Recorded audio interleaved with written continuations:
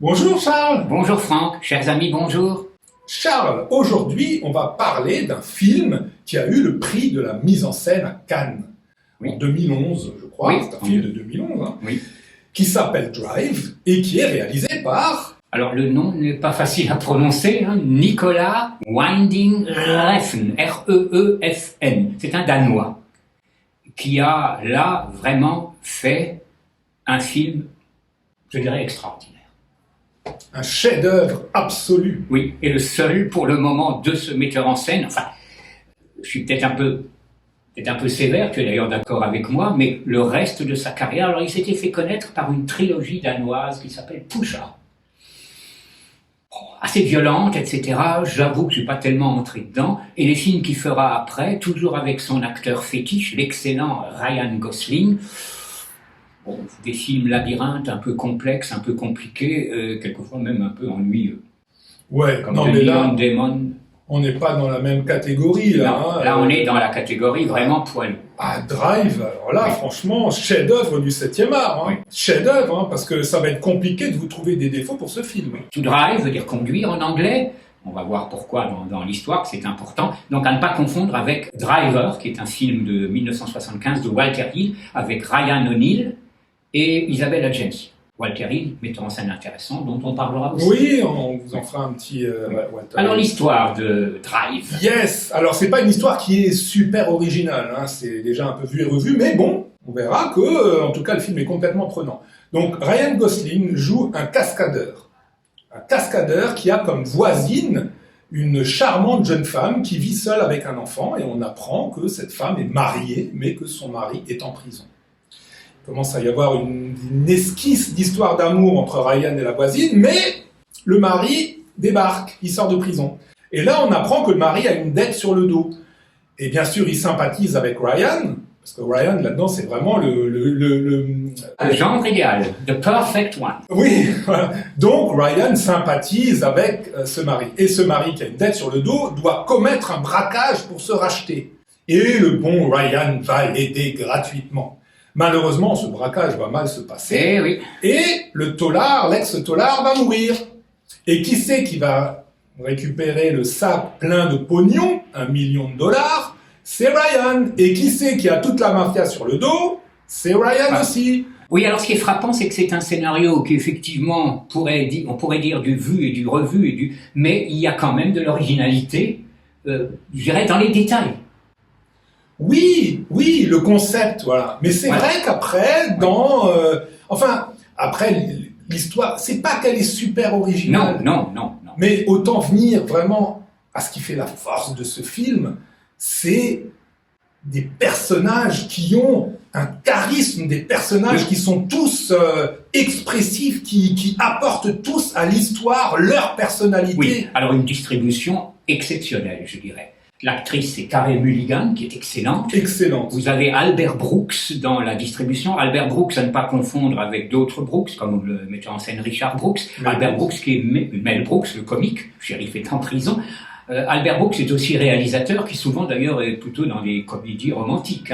Et le très grand, l'exceptionnel Bryan Cranston, qui a fait Dalton Trumbo au cinéma, et surtout cette extraordinaire et unique série Breaking Bad. La légende Breaking Bad. Oui, où il est à tomber, et là il est très bien. Il est très bien. Et bien sûr aussi Ron Perlman. Et Ron Perlman, l'homme à ce caractère. visage qu'on a vu dans La Guerre du Feu, qu'on a vu dans Hellboy. Ouais, Oui. dans le Jean-Jacques Hano, Le Nom de la Rose aussi. Enfin, Oui, qui a une tête. on connaîtrait tout de suite. Dans La Belle et la Bête, une version télé, une série télé Ouais. peu connue. Oscar Isaac, Oscar Isaac, très bon qui acteur. joue dans Star Wars. Donc Oui. voilà, pour ceux qui... Alors là, on dit souvent que dans les films italiens, les acteurs, mais là, ils sont tous exceptionnels. C'est super bien joué. Enfin, tous les acteurs sont Oui. excellents. Mais vraiment, la palme d'or, encore une fois, pour cette Mulligan. Oui, elle est extraordinaire. Parce qu'elle dégage une fragilité. Enfin, quand je dis plutôt les palmes d'or, parce que Ryan Gosling, qui est tout dans la finesse, alors, il dégage en même temps une grande force et en même temps une grande fragilité. Oui, ça c'est remarquable. C'est remarquable. Ça c'est absolument remarquable. Oui, c'est en fait l'être humain avec sa force, mais aussi sa faiblesse. Ah, ça, Et ça, c'est extraordinaire. On l'a très peu, ça, quand même. On a souvent soit des super-héros, hein, bien sûr, soit des tocards. Bien sûr, mais nous, avec Charles, là où on monte au plafond, c'est quand il y a de l'émotion. Et qu'est-ce qui crée de l'émotion? C'est ce mélange de force et de fragilité. C'est les non-dits, ce sont les silences. Et il y a des silences dans ce film. Alors généralement, les gens ont horreur du silence, hein, surtout pas. Voilà, il faut que tout le temps que ça parle, ça parle, ça parle. Alors là, il y a des silences expressifs. Le jeu de cette Irène, tout en fragilité, avec les non-dits, c'est vraiment complètement émouvant.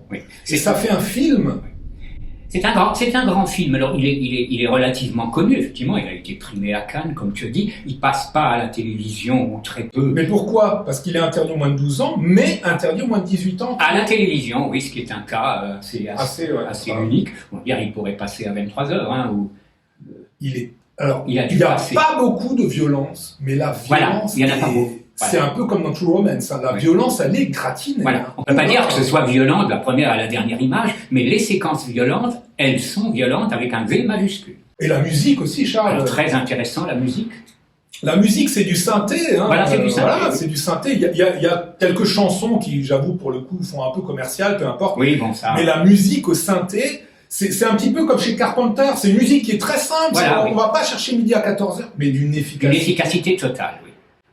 C'est pas un compositeur là aussi qui aura un Oscar ou tout ça, mais c'est d'une efficacité totale. Et si on voulait résumer l'intérêt du film, c'est-à-dire c'est efficacité à 100%. Efficacité et émotion. Ouais. Donc, un scénario pas super original, mais franchement, mais dans lequel il y a des éléments originaux.